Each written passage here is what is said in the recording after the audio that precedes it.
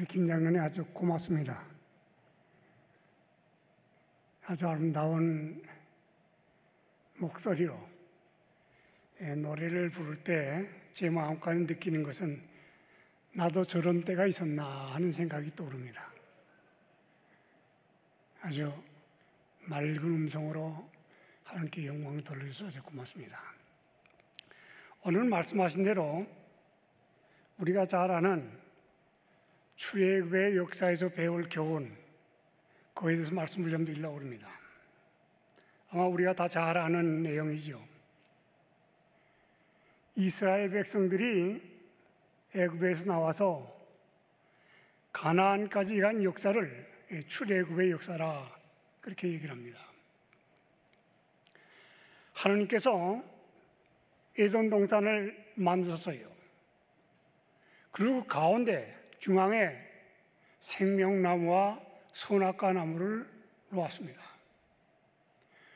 근데 거기서부터 사방으로 네 강이 흘러내려가게 했어요.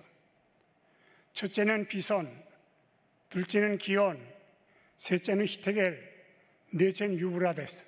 사방으로 흘러내려가도록 이렇게 해놓았습니다. 거기가 인간의 본거지입니다. 근데 세계사에 어떻게 말씀했는가 하면 인류의 발상지를 나일강, 또 메소포타미아의 유브라데스 강, 인도의 인다스, 또 중국의 황하, 그 뉴욕이 인간의 발상지라 그렇게 설명해 놨습니다. 그런 거로 성경에 기록한 그 지역과 또한 이 세상 역사가 증명한 것이 같습니다. 그래서 우리가 성경에 있는 기록된 말씀이 정확하다고 하는 것을 우리가 알 수 있어요. 근데 그때에는 사람들이 자기네 가족들, 또 친척들, 또 하나의 그 자기네 아는 사람들끼리 모여 살았기 때문에 지역들이 일정하지 않았습니다. 그때는 나라가 없었어요. 근데 세계 역사에 보면은 1875년 애굽이 40여 개의 그 여러 부족들을 모아서 처음으로 하나의 국가를 형성했다 그랬습니다. 그래서 이 세상에서 나라를 구성한 나라가 애굽입니다. 애굽이 굉장히 중요한 나라예요. 그래서 어떤 면에서 보면은 애굽은 이 땅의 대표적인 국가라 그렇게 알 수 있어요. 왜냐하면 우리가 이 세상에서 나라를 형성한 나라가 없어요. 애굽이 처음 했어요. 이스라엘이 애굽에서 나올 때 하나의 독립국으로 형성되었습니다. 그래서 애굽은 고대 문명국 가운데 아주 유명한 나라입니다. 애굽, 아수리아, 그 다음에 메소포타미아, 바벨론 그렇게 알고 있지만은 그 나라들 가운데 아직까지 존재하는 나라는 애굽입니다. 그래서 애굽은 대표적인 나라예요. 여러분들 애굽 하면 어떻게 생각하는지 모르겠어요.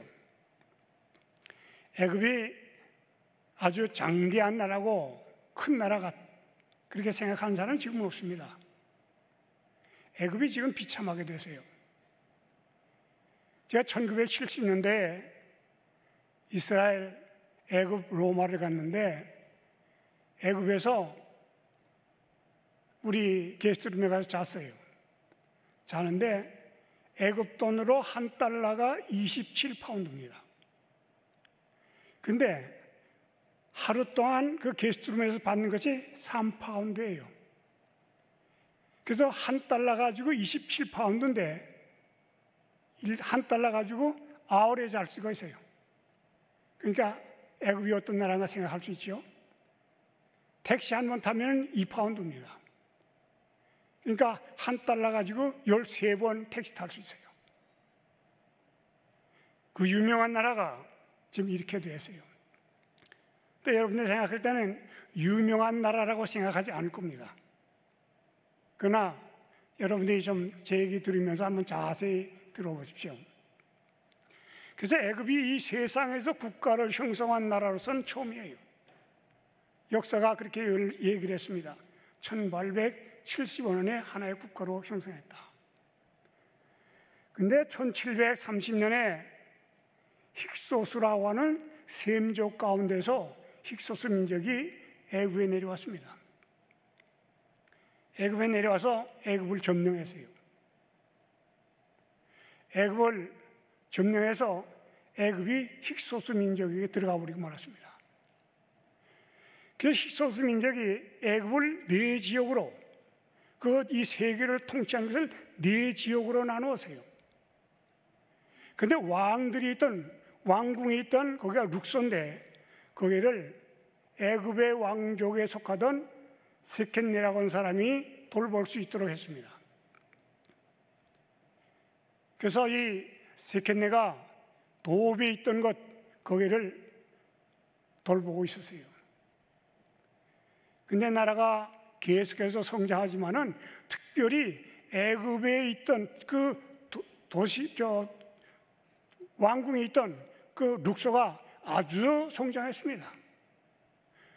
그러니까 이 지금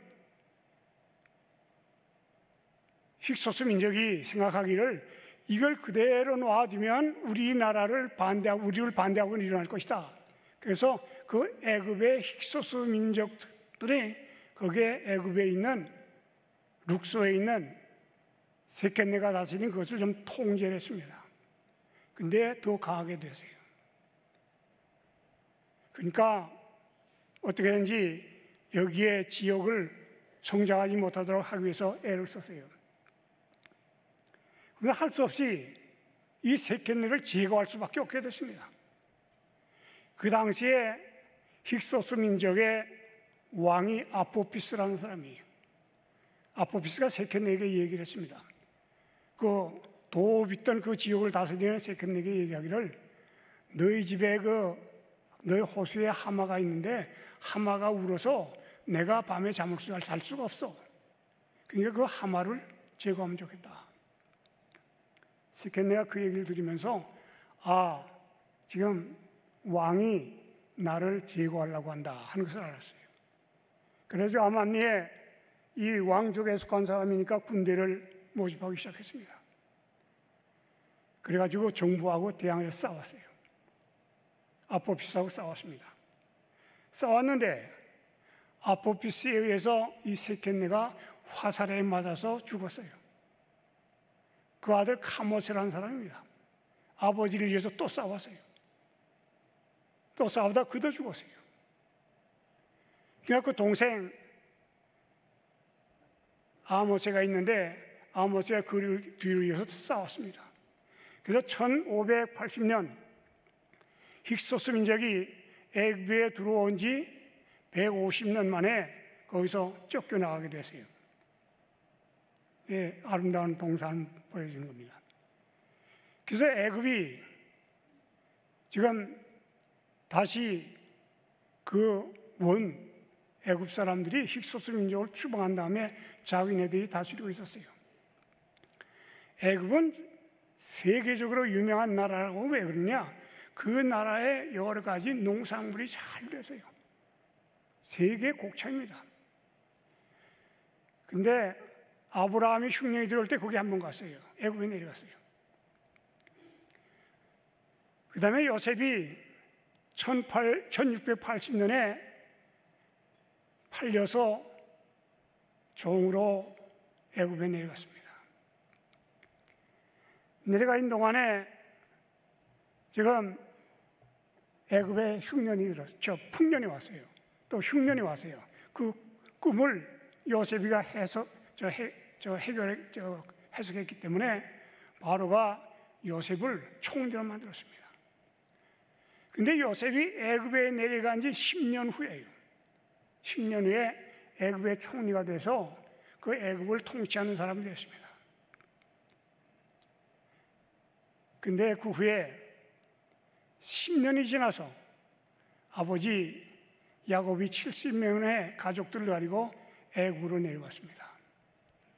그래서 이 땅에 있는 모든 것들이 전부 애굽의 통치하에 들어가 버리고 말았습니다. 근데 특별히 우리가 느낄 수 있는 것은 애굽에 아브라함이 거기 내려갔고, 요셉이 내려갔고, 야곱이 내려갔고, 예수님이 거기에 한 번 갔습니다. 믿음의 조상들이 거기다 내려갔어요. 내려가서 있는 동안에 왕을 비롯해서 고관 대직들을 만나서 나라를 위해서 그들이 봉사했기 때문에 하나님이 어떠한지를 왕으로부터 시작해서 백성들이 다 알았습니다. 근데 애굽은 어떤 나라가 됐는가? 영원 불멸을 주장하는 대표적인 나라가 됐어요. 사람이 죽지만은 살 수 있다, 살았다고 해요. 성경에 말씀하신 하나님에게 정면으로 도전하는 하나의 국가가 애굽이 되어 말았습니다. 그것을 우리가 어떻게 알 수 있느냐? 애굽에 피라밋이라는 큰 우리가 잘 아는 돌로 만든 피라밋이 있어요. 그 안에 들어가면 불로 다 돌로 쌌지만은 그 옆으로 계단이 돼서 굴러 올라갈 수 있도록 되어 있습니다. 굴러 올라가면 제일 꼭대기 올라가면 거기에 왕의 시신을 놓는 것이 있어요. 왕이 거기서 누웠다가 하늘로 올라갔다고 해요. 그래서 애굽은 세계 각국에 사람이 위대한 사람들이 죽으면 하늘로 간다고 하는 것을 대표하는 국가가 되어버리고 말았습니다. 피라밋을 만든 나라가 없습니다. 애굽은 만들어 놨어요. 그래서 애굽은 하나님께 도전하는 하나의 국가로 이루어졌습니다. 이 애굽이 힉소스를 추방시킨 다음에 애굽 사람들이 왕이 됐어요. 그들의 왕이 되면서 요셉의 공로를 알지 못하는 왕들이 많이 생겼습니다. 그러면서 애굽 나라에 요셉이 있는 동안에 요셉 중요한 지역에는 다 이스라엘 사람들이 들어가 있었어요. 그러니까 애굽을 통치하는 사람이 사실은 왕은 애굽 사람이지만은 그 내용은 전부 이스라엘 사람들이었습니다. 그러니까 애굽 왕이 생각했어요. 다 제거해야 되겠다고 해요. 그래서 암암리에 애굽에 있는 이스라엘 사람들을 제거하면서 자기가 그 목적을 이루려고 했습니다. 근데 잘 안 됐어요. 그래서 그대의 애굽 왕들이 이스라엘을 어떻게든지 통제하고 번영하지 못하게 하고 또 그다음에 요직에서 다 제거하고 애굽 사람들을 통해 대체했지만은 그게 감당이 안 됐습니다. 그래서 할 수 없이 왕이 명령을 내린 것은 산파들에게 이스라엘 히브리인들의 남자는 하면 다 죽이라고 해요. 여자는 하는 것은 살리고 남자는 다 죽이라.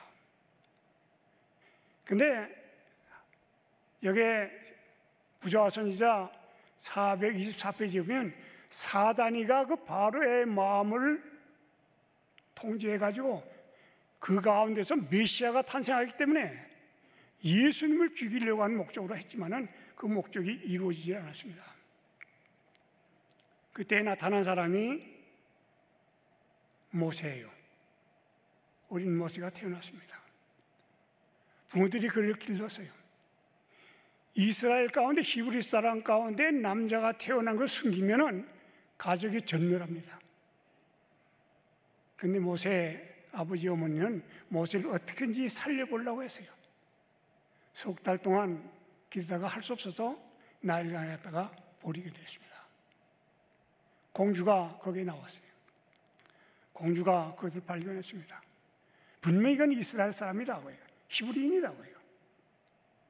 근데 애굽의 왕족의 그 문제 가운데 그 혈통을 잇는 것이 아주 어려웠습니다.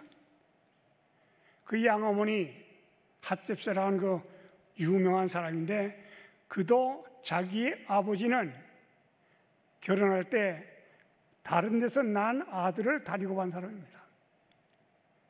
그래서 그 핫셉세가 타투모스 1세에 그 왕을 시키지 않으려고 그랬어요. 자기가 섭정하면서 자기가 왕복을 입고 23년이나 핫셉스가 지금 섭정을 했습니다. 그러면서 자기 아버지가 다리고 간, 자기 아버지가 다른 어머니를 통해서 난 어린아이 가지고 간 걔가 성장해서 왕이 되려고 그랬지만은 핫셉스가 왕을 안 시켰어요. 자기가 섭정을 하면서 자기가 됐어요. 근데 핫셉스가 가만히 생각할 때 공주로 있으면서 자기가 어떻게 자기 혈통을 이어야 되겠어요. 그래서 모세를 거기서 다루다가 자기가 이제 기르게 됐습니다. 우리가 잘 아는 대로 미리암이 숨어 있다가 만났어요. 공주를 만나서 얘기를 했습니다. 유모 때 소개해 드릴까요? 소개해 달라고. 그 유모 소개해 줬어요. 어머니를 데려다 줬어요. 어머니가 그 모세를 기르면서 그 마음속에 하나님이 어떠한 분인지를 명확하게 기록했다고 그랬어요. 가르쳤다고 그랬습니다. 다른 신을 섬기면 안 된다. 우리가 일으켜야 했다고. 그래서 모세에게 아주 강하게 어머니가 교육을 했습니다. 얼마 동안 그 어머니가 길렀는가 하면 12년 동안 길렀어요. 어머니 이스라엘에서 모세가 자라났습니다. 그래서 하나님이 어떠한 분인 것을 분명히 알았어요. 이게 피라미드입니다. 여기 속에 들어가면 저 꼭대기 올라가면은 거기에 사람이 누울 수 있는 장소를 만들었어요. 그게 왕이 죽으면 거기 갖다 놨다가 하늘로 올라간다고 그렇게 그들이 글 모양으로 이 영원불멸을 주장했습니다. 그래서 이스라엘 백성들이 애굽에 있는 동안에 어려움이 된 것 가운데 한 가지는 우리 요셉 하면 요셉이 참 훌륭한 사람인 줄 알아요.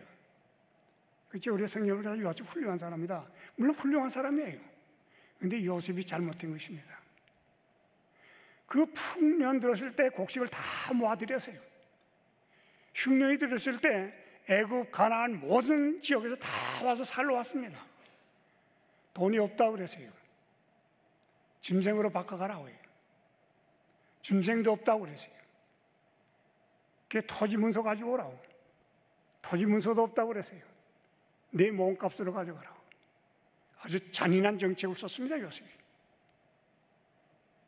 그래서 애굽이나 가나안의 그 모든 지역들이 완전히 그때 힉소스 민족의 노예가 되어버리고 말았습니다. 애굽 사람들이 그걸 생각해요. 이 힉소스가 애굽을 통치한 동안에 우리를 노예로 삼은 것은 누구를 통해 누가 이렇게 만드는가 하면 이스라엘 사람의 요셉이라고 하는 사람이 이렇게 만들었다고 해요. 그래서 애굽 사람들이 힉소스 민족보다 더 미워하는 것은 이스라엘 민족들입니다. 그래서 이스라엘 민족들을 다 잡아 죽이려고 그래요. 다 제거해 버리려고 그랬어요. 요셉이 좀 더 너그럽게 그때 통치했으면 좋았을 뻔했다. 전 그런 생각을 가지게 됩니다. 그래서 가나안이나 애굽이나 모든 족속들이 힉소스 민족의 종을 삼았기 때문에 힉소스 민족이 추방된 다음에 애굽의 바로들은 힉소스 민족은 다 나갔으니까 이스라엘 사람들을 완전히 종으로 삼았습니다. 노예로 삼았습니다. 너희들이 조상들이 이렇게 하니까 너희들이 우리의 노예가 되어야 한다. 그래서 완전히 이스라엘에게 자유를 주지 않았어요. 그들이 하나님의 법을 지키도록 하지 않았습니다. 안식일도 지키지 못하도록 했습니다. 그런 걸 이스라엘 백성들이 애굽에 있으면서 하나님을 기억하지 못하게 됐어요. 우리 에스겔 20장에 보면 거기서 불러내지 않으면 완전히 하나님의 사업은 중단되겠기 때문에 이스라엘을 애굽에서 불러내야 되겠다고 생각했습니다. 그래서 지금 불러내기 위해서는 가장 중요한 인물이 필요했어요. 모세가 미리암을 통해서 모세가 지금 애굽의 그 아들이 된 후에 그가 거기 있는 동안에 훈련을 많이 받았습니다. 훈련을 여러 가지 방법을 받으면서 군사적인, 교육적인, 경제적인 모든 것 다 받았어요. 그 모세는 부족한 것이 없었어요. 그래서 요셉이 어떻게 왕이 될 수 있는 길은 없었습니다. 근데 문제는 어려움에 봉착하는 것은 요셉에게 큰 시험거리가 하나 생겼습니다. 그 핫셉스가 가만히 생각할 때 자기가 이제 죽게 되면 이 모세를 왕으로 세우지 않을 것을 알았어요. 그 섭종으로 있던 그 사람이 핫셉스가 죽으면은 그 모든 관계된 사람을 다 제거할 줄 알았습니다. 그래서 핫셉스가 여러 가지 모세를 위해서 하는 동안에 애굽의 왕이 되면 그 모든 제사드리를 왕이 해야 됩니다. 왕이지만 제장이에요. 그래서 그 핫셉스가 자기 양아들 되는 모세에게 얘기했습니다. 너 지금 우리 애굽에서 섬기는 이 태양신을 섬기지 아니하면 왕이 될 수가 없다. 그러니까 내 신을 바꿔야 되겠다. 그래서 강하게 얘기를 했습니다. 모세는 생각했어요. 어머니에서 받은 그 교육을 가지고 도무지 다른 신을 섬길 수가 없어요. 그래서 모세는 생각하기를 내가 왕이 되지 못한다고 할지라도 이 신은 섬기지 않겠다고 그랬습니다. 그러니까 핫셉스가 얘기를 했어요. 그럼 너 모자간의 인연을 끊어야 되겠다. 끊는다고 할지라도 경배하지 않겠다고 했습니다. 그 왕위를 줄 건가 주지 말 건가 여러 문제가 생겼어요. 그러나 모세가 워낙 말을 잘하기 때문에 감당할 수 있는 사람이 없었습니다. 그 모세가 교육을 다 받고서 왕이 될 수 있는 기회가 됐는데 여러분들이 잘 아시는 대로 동족들이 일하는 데 봤더니 애굽 사람하고 이스라엘 사람하고 싸우고 있어요. 이스라엘 사람이 잘못하지 않았는데 애굽의 감독이 계속 잔인하게 때린 겁니다. 그러니까 자기가 잘 보았어요. 사람이 없는 것을 보고 죽였어요. 모래에 묻었어요. 다음날 또 나와 봤어요. 그때는 이스라엘 사람들끼리 싸우는 거예요. 근데 두 사람 싸우는 거 보니까 자기는 왕국에서 배운 것이 있기 때문에 두 사람 가운데 싸우는 것을 봤더니 한 사람이 잘하고 한 사람은 잘못했어요. 잘을 못한 사람에게 얘기를 했습니다. 당연히 그러지 말고 왜 동족을 그렇게 때리느냐. 그랬더니 어제 너 애굽 사람 죽이다 오늘 나 또 죽이려고 그러냐. 누가 너에게 재판장을 시켰느냐. 모세가 그 얘기를 듣고서 당황이 됐습니다. 벌써 모세가 애굽 사람을 쳐 죽인 얘기를 바로가 들었습니다. 바로가 알아서 모세를 어떻게 죽이기 위해서 계획을 세웠어요. 할 수 없이 모세는 도망갈 수밖에 없습니다. 하나님께서 이를 위해서 미디안의 제사장 이드로를 준비시켜 놓았습니다. 그래서 거기 갔어요. 거기 가서 40년 동안 미디안의 광야에서 일을 했습니다. 거기 있는 동안에 그가 왕궁에서 배우지 못한 교육들을 거기서 배웠어요. 왕궁에서 배운 교육 가지고는 이스라엘 지도할 만한 자격이 못됐어요. 하나님의 그렇게 한 뜻을 이룰 수가 없었습니다. 그래서 하나님께서는 미디안으로 보내겠다고 했습니다. 양을 치면서 말 안 듣는 양들을 가지고 40년 동안 교육하면서 극기하는 법, 인내하는 법, 살아가는 법, 돌보아주는 법 이런 걸 다 배웠어요. 40년 동안이 지난 후에 하나님께서 모세에게 애굽으로 가라고 그랬습니다. 애굽에 있는 이스라엘의 지도자들에게 모세가 여기 올 것이라고요. 모세가 오면 이 백성들을 인도하는 지도자가 될 것이라고 천사를 통해서 이야기했다고 예언해시는 그렇게 말씀하셨습니다. 그게 모세가 갔어요. 모세에게 얘기했습니다.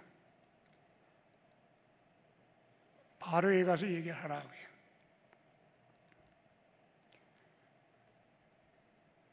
바로에 가서 무슨 얘기할 것인가?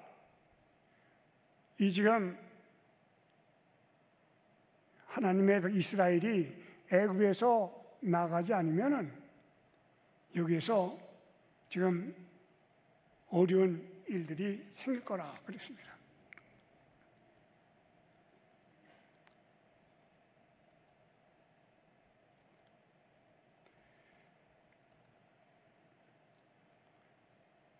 무슨 말인가? 만일 이스라엘 백성들 여기서 놓아주지 않으면 너희 애굽의 장자들, 표 없는 것들 다 하나님께 진멸시키겠다고 그랬다고. 바로 이게 얘기하라고 모세에게 얘기했습니다. 모세는 거기 가기가 참 어려워요. 지금 탑두모스 1세라는 사람이 누군가 하면은 자기 양어머니의 오랍이 된 사람입니다. 자기 할아버지가 낳아가지고 왕이에요. 그가 모세 때문에 왕이 되지 못한 사람입니다. 그렇기 때문에 모세만 보면 죽이려고 했습니다. 그런데 거기 가서 그 얘기를 하라고 해요. 이스라엘 백성 애굽에 내보내라. 그렇지 않으면 너희 장자들이 다 죽을 거라. 모세는 거기 간다고는 쉬운 것이 아니었어요. 가지 않으려고 했지만 아론을 통해서 같이 가서 그 얘기를 했습니다. 그 얘기를 할 때 그가 놓아주질 않았어요. 그래서 할 수 없이 하느님께서 모세에게 얘기를 쭉 다 했습니다. 모세가 지금 거기서 나오게 되는데 이것이 뭔가 하면 모세의 양어머니가 살던 왕궁입니다. 핫셉스의 왕궁이에요. 애굽의 왕궁이 아주 요새인데 이 앞에가 나일강입니다. 나일강이 내가 보기에는 한 100m 내지 200m가 돼요. 넓이가. 강이 이렇게 껴서 일로 들어갈 수가 없습니다. 그런데 지금 줄령은 모래 줄령입니다. 이 뒤에는 사막이에요. 이 뒤에는 골짜기가 되어 있어 왕의 골짜기로 되어 있습니다. 그 왕의 무덤도 있는 것입니다. 그래서 여기는 애굽의 그 왕궁에 들어갈 수 있는 길이 없습니다. 뒤에는 사막이고 앞에는 나일강으로 막아놨기 때문에 들어갈 수 없어요. 그래서 여기 핫셉스의 왕궁입니다. 모세가 여기에서 교육을 받은 겁니다. 여기 지금 사막이지만은 여기 지금 그 모래 언덕 그 가운데로 굴들을 다 뚫었어요. 불이 깊이 들어가면 거기가 다 냉장고입니다. 거기 다 음식들을 저장해 놨어요. 그래서 먹는데 어려움이 없었습니다. 그래서 이스라엘 백성들이 거기에서 나올 수밖에 없게 됐어요. 그게 6월절입니다.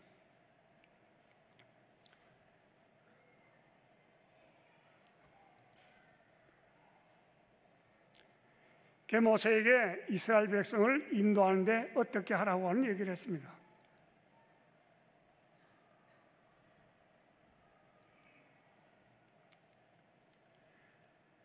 이스라엘 백성들을 지금 애굽에서 나올 때의 장면을 뭐라고 설명했는가 하면 정월 14일에 지금 양을 잡아가지고 그 피를 문설주에 바르라.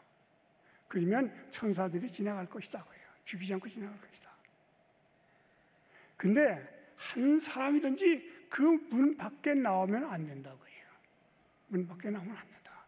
나오면 천사에게 죽임을 당한다고 그랬습니다. 근데 애굽 사람들이 이스라엘 사람들이 하나님을 의지하는 사람이 많았습니다. 그래서 애굽 사람들이 얘기한 그 얘기를 듣고 이스라엘 집에 피신해서 많은 사람이 살았어요. 그 사람들이 함께 그 애굽에서 나왔습니다. 그 나올 때 따라 나온 사람 애굽에서 왕 람세스 2세라는 사람입니다. 이 사람이 람세스 2세입니다. 나와서 어디까지 들어갔냐면 홍해바다까지 왔어요. 홍해바다가 애굽에서 나온 지 3일 만입니다. 그에 나와서 홍해바다까지 왔는데 한 60만이 된다고 그랬습니다. 그런데 모세에게 얘기했어요. 좁은 길로 인도하라고 해요. 그 60만 되는 이스라엘 백성은 좁은 길로 인도하고 절벽 있는 곳으로 인도하라. 그래서 모세가 그렇게 했어요. 근데 앞에 홍해바다가 있어요. 홍해바다의 길이가 2,300km입니다. 내가 가만히 봤을 때 요단강 아마 보통 이제 관광객들이 지나가는 데가 제일 좁은 데일 거예요. 제가 보니까 한 4km에서 한 6km 되지 않는가 생각합니다. 제가 홍해바다를 제가 2번 건넜는데 한 4km에 6km 정도 되는 것 같아요. 깊이가 340m입니다. 이스라엘 민족들이 아주 좁은 골목으로 모세가 인도했어요. 뒤에서는 애국 군대들이 따라와요. 남쪽에는 절벽이에요. 북쪽에는 길이 넓어요. 앞에는 홍해바다예요. 3일 전에 애국에서 자기네들이 장자들 죽게 살아나왔지만 지금 또 절박한 문제에 부딪혔습니다. 하나님을 원망했어요. 모세를 원망했습니다. 죽을 장소 없어서 우리 갖다 놨느냐 뭐예요. 그때 구름기둥이 동쪽에서부터 쭉 내려왔습니다. 내려오면 이스라엘 진을 지나왔어요. 그동안에 이스라엘 백성들이 홍해바다 속으로 들어왔습니다. 애굽 사람들이 따라왔어요. 지금 가는 동안에 그 구름이 뒤로 애굽 사람이 따라오는데 임하게 되면서 검게 됐습니다. 그래서 아주 절벽같이 캄캄해져 버리고 말았습니다. 이스라엘 사람들은 지금 동쪽으로 가는데, 그 시내산 동쪽으로 가야 되기 때문에 그 가는데 빛이 쫙 비춰지면서 그들은 갈 수 있었지만은 애굽 사람들이 뒤에 따라온 데부터는 캄캄해지기 시작했습니다. 밤이 깊어졌어요. 아주 캄캄해져 버리고 말았습니다. 그때 불기둥과 구름기둥이 거기서 내렸습니다. 다 건너갔어요. 그때 모세 보고 그 지팡이를 갖다가 가르치라고 바다가 덮쳐져 버리고 말았어요. 그래서 거기서 애굽 사람들 가운데는 도망하려고 했지만은 한 사람도 도망한 사람이 없어요. 사도 바울은 이것을 침례라 그랬습니다. 애굽 사람들은 죽고 장사 지내고 이스라엘 사람은 살아나왔기 때문에 그건 침례라 그랬어요. 침례는 굉장히 중요한 것입니다. 우리가 지난 우리 공부에도 예수님께서 이기셨다고 제1과가 그렇게 되어 있어요. 사단을 이기셨다. 사실은 이겼느냐? 그거예요. 우리가 생각할 때는 우리의 마음 가운데 이겼다고 하는 좋은 생각만 들어가는데 사실은 예수님이 지었습니다. 사단에게 지었어요. 십자가에서 죽었습니다. 근데 문제는 하나님의 신이 그를 살려줬기 때문에 이기게 된 겁니다. 우리가 구원받으려고 하는 하나님의 백성들이 이 땅에서 우리의 육체를 가지고는 사단과 더불어 싸워서는 이길 수가 없습니다.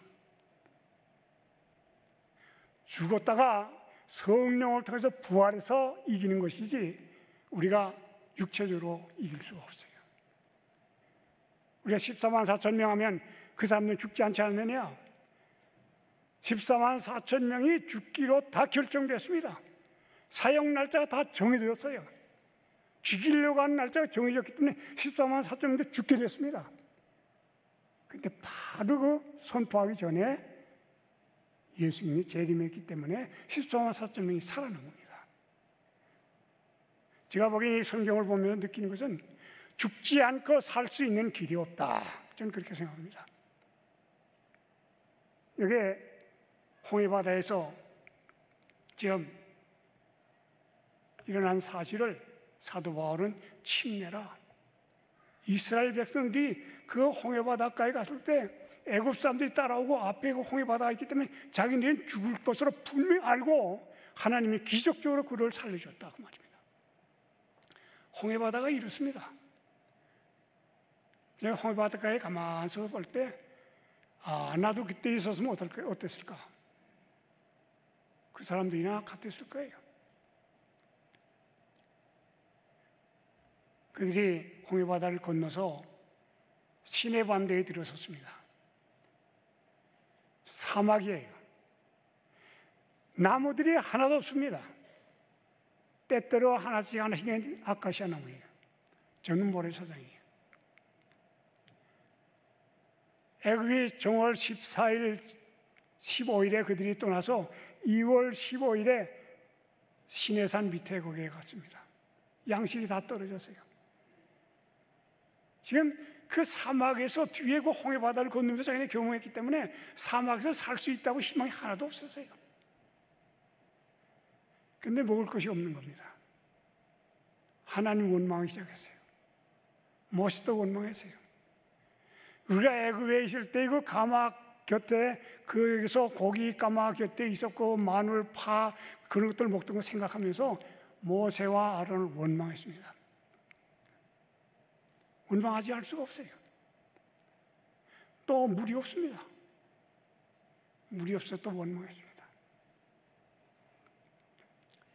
하나님께서 모세를 통해서 만나를 주겠다고 약속하고 며칠에 고기를 준다고 그랬습니다.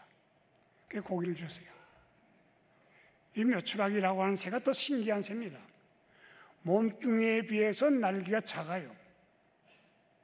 이제 시내 반도에 들어서면 모래 줄령들이 많아요. 모래산들이 많아요. 그 골짜기로 돌아갈 때 그 바람이 불면 그 새들이 몸을 지탱할 수가 없어서 떨어져 버리고 말아요. 부딪혀 또 부딪혀 떨어집니다. 그래서 그 이스라엘 백성들이 가서 주워다가 자기네들이 고기를 먹었어요. 또 만나 주기 때문에 만나를 또 먹었어요. 근데 여기에 하나님께서 우리에게 이런 말씀을 하셨습니다. 과식은 과로보다 신체의 조직에 더 악영향을 끼친다. 영혼의 활력은 부절제한 행동보다 부절제한 식사로 악화된다. 사람이 식욕을 정복했더라면 사단이 시험을 이길 수 없었으나 식욕의 노예가 되면 그리스도인의 품성을 완성할 수가 없다. 하나님은 폭식하는 죄를 술 취하는 죄와 같이 여기신다. 하나님께서 모세에게 식욕을 제어하지 않는 입맛이 요구하는 대로 폭식하는 어린아이들을 부모가 관원들의 앞에 데리고 와서 돌로 쳐 죽이라고 했다. 무서운 말을 썼어요. 식욕을 제어하지 못하면 품성이 바뀌어지지 않기 때문에 천국에 들어갈 수 없다. 이건 그리스도인이 아니다 그랬습니다. 우리의 몸을 형성하는 것이 음식이 되기 때문입니다. 그러나 이스라엘 백성들이 광야에서 음식 때문에 문제가 생겼어요. 그들이 시내산을 오르기 시작했어요. 시내산이 2448m입니다. 한라산이 1900이에요. 한라산보다 높아요. 근데 순 바위로 되어 있습니다. 근데 그건 60만에 200만 되는 사람들이 어떻게 물을 먹었는가? 저는 학교 다닐 때도 어떻게 그 사람들이 물 먹으면서 한 사람 죽지 않았는가? 그 생각해 봤어요. 제가 1970년대에 갔는데 사실 저 혼자 갔습니다. 제가 유학 갔다고 해서 혼자 갔는데 거기 추록을 타고서 시내반도를 제가 가게 됐는데 이스라엘에서 시내산까지 이틀 걸렸어요. 추록으로 이틀 걸려서 갔어요. 그래서 시내산 밑에 도착했는데 밤 12시에 도착했습니다. 자루 같은 걸 하나씩 줘요. 그 들어가서 목만 내놓고 거기서 목을 찾아 누웠어요. 그 새벽 2시가 되니까 일어나라고 해요. 밤 12시에 와가지고 새벽 2시에 일어나라고 해요. 그 일어났어요. 시내산 올라가야 된다고. 그 거기서 시내산 올라가기 시작했습니다. 새벽 2시부터 걷기 시작했는데 아마 7시쯤 되니까 해가 떴겠죠. 근데 해가 떴어요. 그 3시, 4시, 5시, 6시, 7시 한 5시간 정도 걸어 올라간 겁니다. 그게 그 안내자가 얘기했어요. 여기서 모세가 바위 반석을 쳐서 물 난 곳이라고. 그 도무지 볼 때 그 바위 가운데 확 튀어나오긴 했지만 물 난 것 같지는 않아요. 그런데 그 옆에 보니까 수도원이 있어요. 그 수도사들이 거기 살고 있어요. 그들이 물 먹고 물이 있으니까 살아요. 그래서 아마 그 근처에서 물이 나는 것 같습니다. 우리 예언의 시내는 모세가 반석을 쳤을 때 시내를 이루었다고 했습니다. 그 내가 보기에는 새벽 2시부터 한 5시간 올라갔기 때문에 상당히 많이 올라가세요. 아마 1800이 1900m 올라갔을 거예요. 우리가 모세가 반석을 쳤을 때 물이 내려왔는데 시내를 이루었다고 그랬어요. 쫙 시내를 흘리니까 밑에서 있는 사람도 먹고 위에서 먹는 사람도 다 거기서 먹을 수 있어. 그래서 이스라엘 백성들에게 물도 충분히 줬고 양식도 만나를 통해서 충분히 줘서 먹였습니다. 근데 거기서 한 100m인지 한 200m, 200m 되는 것 같아요. 올라가면 여의도보다 넓은 광장이 있습니다. 거기에 이스라엘 백성들이 한 200만 이상이 거기서 아마 장막을 치고 있었을 거예요. 거기서 꼭대기까지 올라가려면 아직도 한 400m, 500m 돼요. 그래서 지금 이스라엘 백성들이 그 어려운 가운데 있었지만은 하나님께서는 기적적으로 그들에게 생명을 유지하도록 했습니다.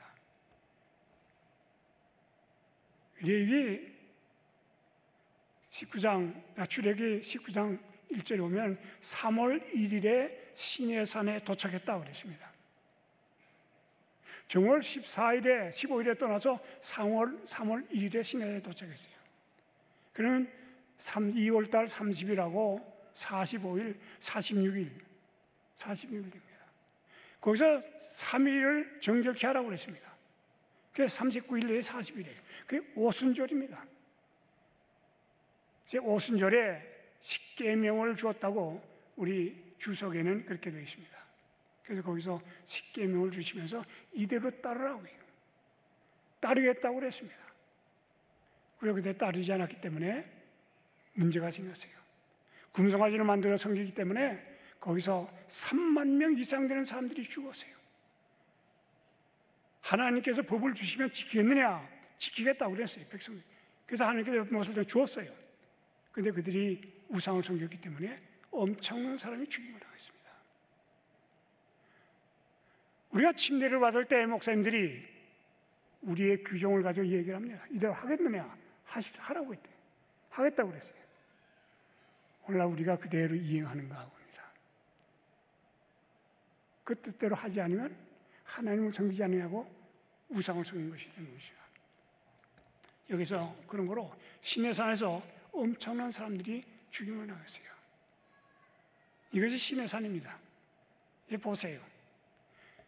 푸른 폭이 안 보이죠? 이 산 꼭대기에 올라서면 전부의 바위로 바위랑 같이 보입니다. 그러니까 이스라엘 백성들이 여기서 어떻게 살겠느냐. 자기네들이 마음 가운데 두려움이 생겼을 겁니다. 그러나 하나님께서는 물도 주시고 만나를 통해 양식을 줘서 그들이 살도록 해주셨어요. 믿음입니다. 믿음이 없어가지고는 살 길이 없습니다. 여기서 얼마 동안 있었는가 하면 2년 동안 있었습니다.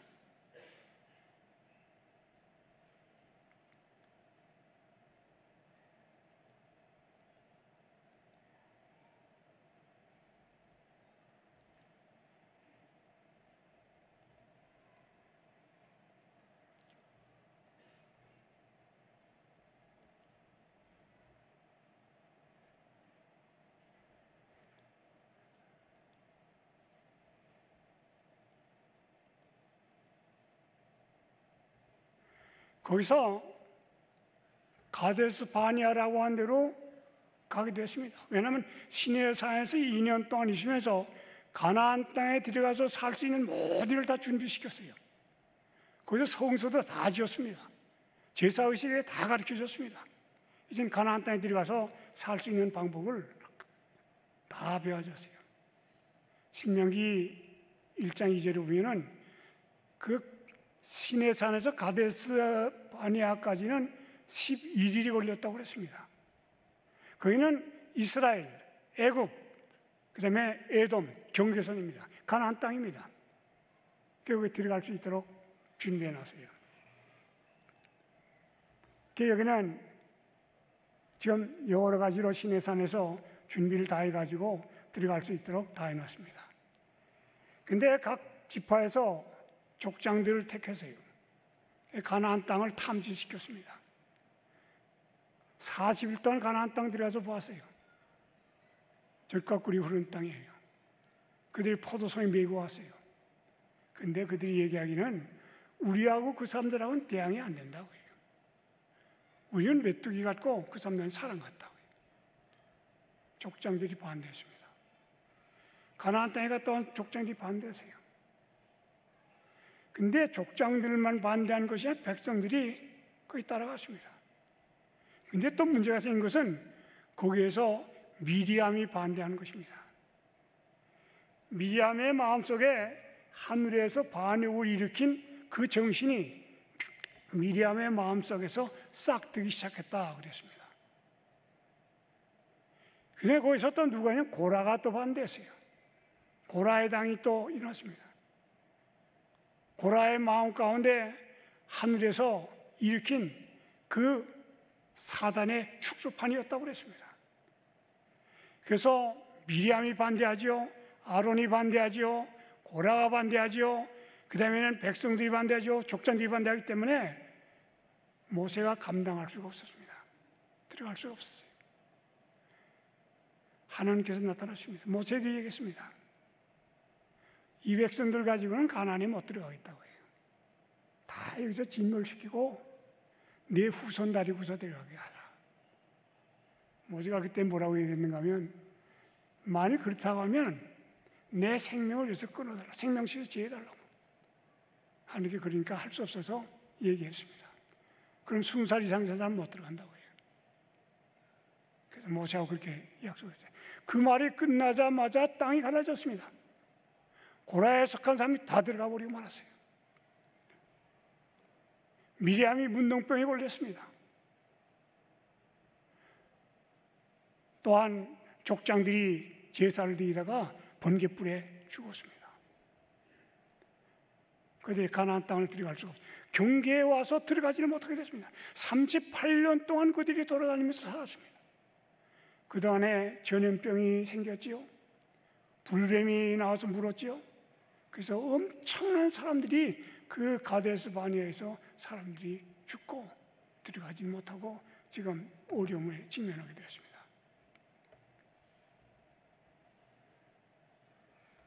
여기서 이스라엘 백성들은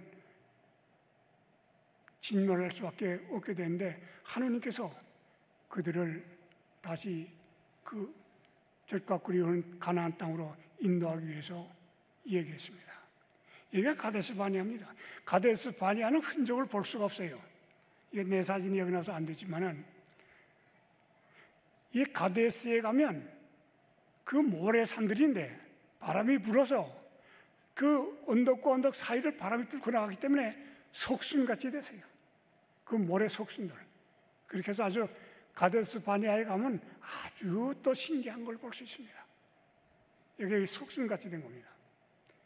그래서 여기에서 38년 동안 있다가 지금 시딤으로 올라가는 것입니다. 시딤으로 가는데 시딤이라고 하는 시딤 그게 어디냐? 요단강 건너쪽에 여리고성 맞은쪽입니다. 비스가 산 밑이 시딤입니다. 그런데 그 옆에 아주 그 땅이 좋은 곳인데 소돔과 고모라라고 하는 것입니다. 우리 성경에 보면 소돔과 고모라는 에돔 동산과 같았다 그랬습니다. 왜 그러냐? 그 사막인데 요단강이 저 갈릴리 바다에 흘러내리는 강이 있어요. 그래서 동쪽에서 약복강이 흘러내리는 데가 있습니다. 그 둘이가 합친 것이 그게 시딤입니다. 그래서 아주 비옥한 것이에요. 아주 비옥한 것입니다. 계곡에 바산 연합군이 강한 군인이 있습니다. 그 바산 나라가 아주 강했어요. 그래서 바산 사람들이 생각했습니다. 이스라엘 백성들이 40년 동안 광야를 걸어오면서 그 나라를 싸워서 이긴 나라가 하나도 없어요. 이걸 어떻게 요단강 건너기 전에 진멸시켜야 되겠다 생각했습니다. 그래서 이 바산 연합군이 모여들어요. 강한 군대입니다. 그런데 하느님께서 그 연합군 위에다 구름기둥을 내려앉혀줘 버리고 말았어요. 그 연합군이 싹 없어져 버리고 말았습니다. 다 진멸됐어요. 바산이 없어져 버리고 말았습니다. 그게 지금 바산 나라가 전멸됐습니다. 근데 모압 왕 발락이 생각하기를 바산이 그렇게 없어지니까 이거 어떻게 우리가 이거 살아남을 건가? 살 길을 찾아야 하는데 그가 발람을 이스라엘 속에서 발람을 만나가지고 불러가지고 그에게 이스라엘 저주하도록 했습니다. 발람이 발락의 요청을 받고 갔어요. 그 지금 시딤 골짜기 동쪽이 발락이 생각하는 모압 땅입니다. 발락에 갔어요. 이스라엘 사람들을 좀 저주하라고 해요. 많은 선물을 좀 저주하라고. 그 비스가산 꼭대기에 올라가서 제단을 쌓습니다. 그 밑에 이스라엘 사람들이 와서 천막을 치고 있어요. 내다보면서 저주하라. 발락이 발람에게 주겠다고 하는 선물이 엄청난 겁니다. 그게 발락이 저주하려고 그랬어요. 그 재물을 놓고 저주하라고 그랬는데 발락이 축복을 했어요. 발람이 축복을 했어요. 그러니까 발락이 화가 났습니다. 제단을 옮기자고 이렇게 옮겼어요. 거기서 또 저주하라고 했더니 저주 못해요. 7번이나 옮겼지만 다 저주를 못했습니다. 그래서 발락이 화가 나서 발람에게 가라고 그랬습니다. 할머니 거기 돌아왔어요. 집에 와서 가만히 생각하니까 발락이 주겠다는 선물이 생각이 나요. 나귀를 돌려서 와서 다시 갔습니다. 가서 얘기를 했어요. 발락에게 하나님의 백성들을 죄 짓게 하면은 하나님께 저주할 거다 그랬습니다. 그럼 어떻게 하면 되겠느냐? 이스라엘 사람들이 40년 동안 광야길을 걸어왔기 때문에 까마득하고 키가 다 작은 사람들입니다. 그 지금 미디안 그 발락에 있는 거기는 기름진 곳에 살기 때문에 사람들이 훨씬 크고 다 미인들입니다. 그래서 이스라엘 사람들을 유혹하라고 했습니다. 여기서 그들이 제사를 차리고 이스라엘에게다가 연락을 해서 와서 우리 같이 제사 드리자고 했습니다. 이스라엘 사람들 가운데 많은 사람이 참여했습니다. 모세가 그 일을 알았어요. 그 일을 알고서 모세가 각 지파에서 1000명씩을 택했습니다. 12,000명입니다. 12,000명을 택해가지고 지금 이스라엘 미디안의 원수를 갚으라고 그랬습니다. 그래서 거기에 제사에 참석했던 사람들을 전부 우리가 여기 민수기 25장에 보면은 다 목을 달아 죽이라고 그랬습니다. 시딤 골짜기는 이스라엘 사람들을 20살 이상 돼서 가나안 땅, 가데스에서 20살 이상 되면 못 들어간다고 했는데 그 남은 사람들이 전부 거기서 목에 달아졌어요. 그래서 시딤 골짜기는 참으로 참혹한 것입니다. 그래서 이스라엘 사람들이 엄청나게 여기서 죽었어요. 이렇게 된 것은 미디안 사람들의 여자들 때문이라. 그래서 모세에게 각 지파에서 10,000명씩 된 12,000명을 택해가지고 미디안을 쳐들어갔습니다. 모세가 얘기했어요. 남자라고 하는 남자는 하루 남기지 못해 죽이라고 그랬어요. 미디안의 남자는 완전히 전멸됐습니다. 그다음에 모세에게 다시 얘기하기를 여자들 가운데 결혼한 여자를 다 죽이라고 그래요. 다 제거했습니다. 모세는 이 모든 일들을 다 했어요. 그래서 이 비스가산의 장면은 비참한 것입니다. 여기서 대속죄 제일의 역사가 일어난 것입니다.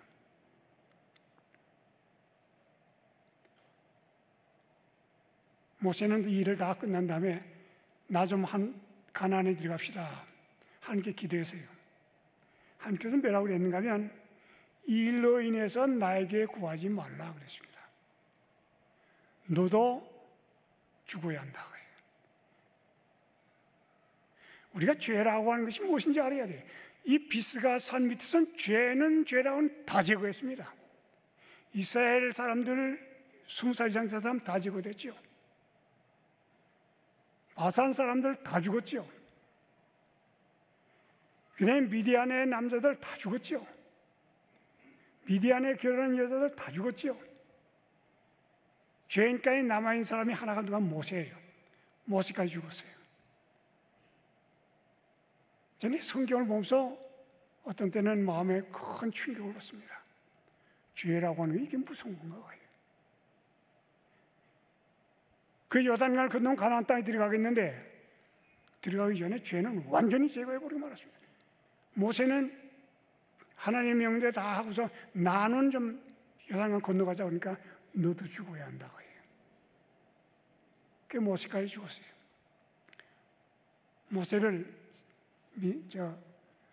비스가산으로 불렀습니다. 또 올라갔어요. 올라가면서 이스라엘 백성이 요단강을 건너가는 장면부터 다 보았어요. 예수님께서 이 땅에 오시는 것도 보았습니다. 예수님의 전도도 보았습니다. 예수님께서 십자가에 달리시는 것도 보았어요. 예수님께서 부활하는 것도 보았습니다. 예수님의 승천까지 보았습니다. 그래서 이 세상에 그 마지막 때 일어날 것을 다 모세에게 보여주고 그 산 꼭대기에 올라가서 앉으니까 힘없이 힘없는 무사가 영맹 있는 무사가 자는 것 같이 누웠을 때 그는 거기서 죽었어요. 이 꼭대기입니다. 모세가 죽은 것이라고 여기에 기념비를 세워놨어요. 거기서 대속죄의 역사가 일어났습니다. 그 다음에 여호수아가 그 뒤를 이어서 요단강을 건너갔어요. 그게 장막절입니다. 7월 15일은 대속죄, 7월 10일은 대속죄이고 7월 15일은 초막절입니다. 초막절은 여드레 동안 지키게 되어 있어요. 15일 날 지키고 25일 날 지키게 되어 있습니다. 이때 이스라엘 백성들이 어디서 지켰는가 하면 예루살렘에서 지켰습니다. 예루살렘을 어떻게 지켰는가? 대속죄의 제일이 지나갔기 때문에 그 가운데서 살아난 사람들이 되기 때문에 마음에 두려움이 없었어요. 마음이 편한 거예요. 추수했기 때문에 먹을 것이 충분했어요. 신년대 일이 아직 시작 안 됐습니다. 그래서 그들이 남자들만 나오게 되어 있었지만 가족들이 다 나와서 즐겁게 지켰어요. 근데 특별히 초막절에 일은 굉장히 중요한 얘기인데 이스라엘 백성들이 예루살렘에 가면 지성소에는 대상이 들어갑니다. 성소에는 제사장이 들어갑니다. 그 다음에는 남자들이 들어갈 수 있는 지역이 있습니다. 그 울타리 그 성소 중심을 쳤어요. 그 다음에 이스라엘 여자들이 들어가는 또 울타리가 있습니다. 그 다음에는 이방 사람이 들어가는 울타리가 있습니다. 그 울타리에 써 있는 것이 뭔가 하면 이 울타리를 넘어가면 죽는다고 해요. 이방 사람들이 이스라엘 사람들의 여자가 들어갈 수 있는 거기 들어가면 죽는 겁니다. 그래서 성전 마당이 아주 엄하게 진을 쳐놨어요. 장막절에는 다 이것을 폐지한 것입니다. 왜냐하면 대속죄 제일의 그 죄에서 자유함을 얻었기 때문에 성전 마당에다 천막을 엄청나게 쳤어요. 가족들이 다 모였습니다. 마음껏 하나님께 즐겼습니다. 가능하면 성전 가까이에 천막들을 쳤어요. 그래서 이때의 장막절은 한우를 연상하는 것입니다. 예루살렘이 이런데 참 그때의 장면을 우리가 상상할 수 없습니다. 우리가 이 하늘에 간다고 하는 것이 어떤 면에 있어서는 그저 갈 수 있는 것 같아요. 내가 보기에는 그렇게 갈 수 있는 것이 아닙니다. 하늘이라는 게 그렇게 쉽게 가는 게 아니에요. 하늘은 12진주문이 있습니다. 진주문을 들어가야 그 안에 들어가요. 왜 진주무늬라고 그랬는가? 닥터 하딩이라는 유명한 박사가 그런 얘기를 했습니다. 진주란 뭐냐? 조개가 만들어내는 것이라고 했습니다. 조개가 자기가 배가 고플 때 먹이를 얻기 위해서 자기 입을 벌리고서 거기에 분비물을 내보냅니다. 분비물을 내보내면 끈적끈적한 거미줄 같은 거예요. 그게 쫙 퍼져나가는 거예요. 그럼 그게 미생물들이 지나가다 거기다 붙어요. 그걸 먹느라고. 붙으면 얼마 있으면 조개가 그 붙은 것을 잡아먹기 위해서 안으로 들이당깁니다. 그럼 조개 안에 다 들어가요. 거기에 붙은 미생물들은 다 조개 밥이 되는 겁니다. 그걸 그레인이라고 합니다. 근데 그게 무엇이 붙는가? 캐스타디라고 하는 미생물이 붙어요. 그게 붙어요. 붙어 들어가서 조개의 밥이 되지 않기 위해서 자기는 나오려고 그러는 겁니다. 나올 수가 없어요. 그러니까 그 석회질을 조개의 그 벽을 깎아야 됩니다. 그래서 캐스타디는 그 깎기 위해서 노력을 하는 거예요. 자기의 힘을 다해서 깎는 겁니다. 깎아서 구멍이 뚫리면 거기에 물이 들어가서 조개는 죽고 캐스타디는 사는 거예요. 근데 그게 뚫지 못하면 캐스타디는 거기에 밥이 되어버리고 마는 겁니다. 그래서 하딩 박사는 뭐냐면 생사간의 전쟁이라고 그랬습니다. 근데 캐스타디가 나오기 위해서 그걸 깎을 때에 조개가 자기 그 조개 속에서 분비를 내가지고 그걸 그냥 감는 겁니다. 감은 그것이 진주가 된다. 우리가 하늘에 가려고 그러면 왜 진주문을 통과해야 되느냐? 생사간의 결정에서 실패한 사람은 들어가지 못하고 승리한 사람만 들어갈 수 있다 그랬습니다. 그래서 진주문을 통과하려고 그러면 정말로 우리가 생명을 내놓고 하나님의 삶에 충성을 해야 한다. 그거예요. 저는 여러분들이 이번에 과정 공부를 다 하셨죠? 오늘 마지막 안식일인데 과정 공부하면서 저 마음 가운데 느낀 것이 있습니다.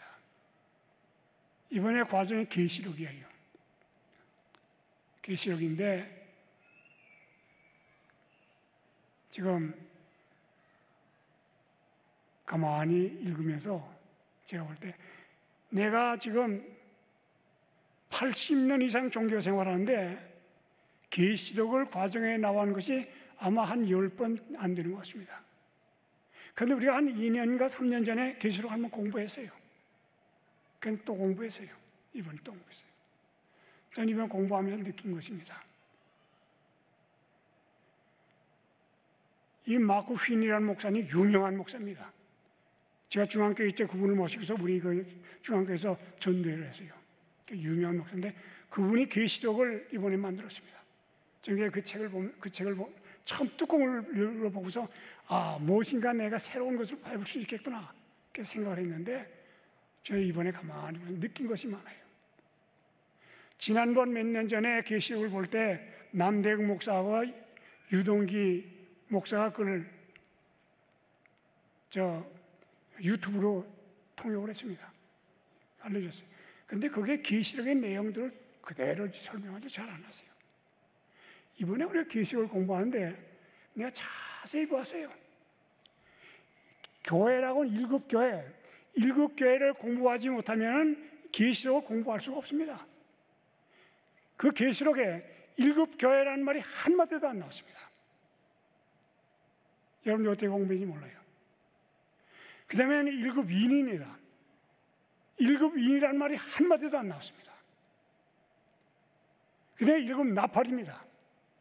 7나팔 한마디도 안 나왔습니다. 그러면 7교회는 뭐고 7인은 뭐고 7나팔이 뭐냐? 그거 모르면 계시록을 알 수가 없습니다. 7교회라는 것은 사단이 핍박하는 가운데서 그리스도인들이 어떻게 승리했는지 내용을 기록해 놓은 것이 7교회입니다. 그거 하나도 없어요. 7인이라고 하는 것은 이 사단이 어떻게 하나님의 백성들을 핍박하느냐 하는 것을 기록해 놓은 것이 7인입니다. 한마디도 없었어요. 7나팔, 하나님의 백성들과 사단과 어떻게 전쟁하느냐 하는 것을 거기에 기록되어 있는데 한마디도 안 나왔습니다. 왜냐하면 시대가 그런 시대가 되었습니다. 우리는 성경을 그대로 발표하기가 어려운 때가 되세요. 성경을 깊이 연구해야만 됩니다. 우리의 신앙들을 다시 한번 깊이 더듬어 볼 필요가 있습니다. 난 이 출애굽의 역사를 연구하면서 이 영적인 이스라엘 백성된 우리가 하늘에 들어가는 장면을 설명해 놓은 것입니다. 그들이 왜 2달이면 들어갈 것을 40년 동안 걸려 들어갔느냐고 해요. 그들이 무엇 때문에 광야에서 다 죽었느냐고 해요. 그걸 가만히 볼 때 거기에 기록되어 있는 것은 우리가 볼 때 죄를 지었기 때문입니다. 무슨 죄를 지었느냐? 이스라엘 백성의 죄 지은 것이 뭐냐고요. 첫째는 교만입니다. 하나님이 어려운 문제가 생기면 하나님이 원망하고 모세가 원망한 거예요. 또 바로의 군대들이 그 람세스 2세가 쳐들어올 때 그들이 두려움으로써 떨어지면서 하나님을 다 잊어버렸어요. 그 람세스 2세 교만, 이스라엘의 부인 교만입니다. 화입 부인은 교만 때문에 사람들이 하나님을 부인한다고 해요. 두 번째는 식욕입니다. 식욕을 절제하지 못하면 품성이 바뀌어지지 않기 때문에 우리의 몸이 죄를 범할 수밖에 없습니다. 셋째는 명예욕입니다. 명예 때문에 문제들이 많습니다. 넷째는 정욕입니다. 하나님 대신에 다른 것을 사랑하는 것입니다. 그럼 가나안에 들어가지 못한다. 그리고 우리 영적인 그리스도인들에게 가나안에, 하늘 가나안에 들어가는 방법을 가르쳐주기 위해서 출애굽의 역사가 우리에게 주어졌다. 저는 그렇게 생각합니다. 그러므로 우리 자신을 깊이 살피고 남은 생애 동안 더욱더 진실하게 살아서 언젠가 우리 주님께서 이 땅에 오실 때 다 같이 구원받는 우리 모두가 되시기를 간절히 바랍니다.